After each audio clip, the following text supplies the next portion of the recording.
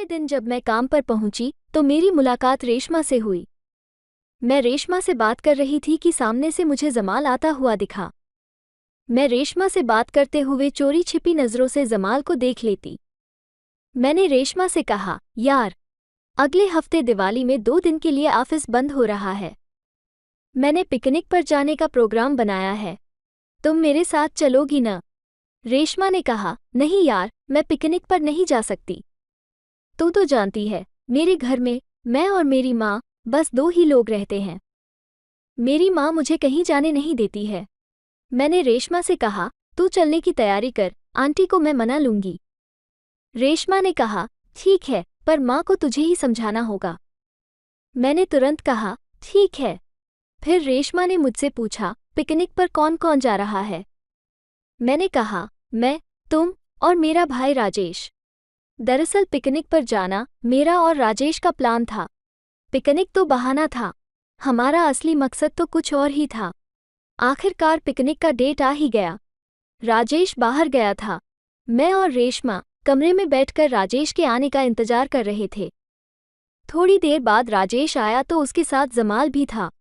जमाल को देखते ही मेरी आंखें चमक उठीं। मेरी खुशी का तो ठिकाना ही नहीं था। बड़ी मुश्किल से मैं अपने आप पर कंट्रोल कर पा रही थी। वहीं जमाल को देखकर रेशमा हैरान थी। राजेश ने कहा, चलो जल्दी करो, हम पहले ही काफी लेट हो गए हैं। रेशमा ने इशारे में मुझसे पूछा, जमाल क्यों आया है? मैंने भी इशारे में ही जवाब दिया, मुझे पता नहीं है। उसके बाद हम सब घर से निकल पड़े। रास्ते में राजेश ने बताया कि जमाल उसका दोस्त है और वो भी हमारे साथ पिकनिक पर जा रहा है। मुझे तो ये सारी बातें पहले से ही पता थी, पर रेशमा राजेश की बातें सुनकर अनकंफर्टेबल फील कर रही थी, पर कुछ बोली नहीं। दिन भर का सफ़र तय करने के बाद हम लोग हिल स्टेशन पहुंच गए। वहां पहुंचकर हम लोगों ने एक रेस्टोरेंट में कमरा बुक किया। कमरे 2 ही बुक हुए।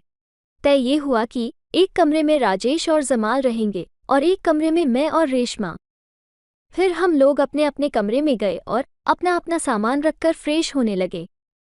फिर जब डिनर का वक्त हुआ तो हम सबने एक साथ डिनर किया और अपने अपने कमरे में सोने चले गए। कमरे में पहुंचकर रेशमा ने मुझसे पूछा, सीमा, जमाल हमारे साथ कैसे आ गया? ये बात समझ में नहीं आ रही है। मैंने कहा, देखो, जमाल हमारे साथ नहीं आया है। जमाल आया है मेरे भाई राजेश के साथ। वो उसका दोस्त है। जैसे मैं तुझे अपने साथ लाई हूँ, वैसे ही राजेश जमाल को अपने साथ लाया है। अब इसमें इतना सोचने वाली बात कौन सी है? देखो, हम लोग सफ़र में ज़्यादा थक गए हैं। अभी सो जाते हैं। कल सुबह जल्दी उठकर घूमने जाना है।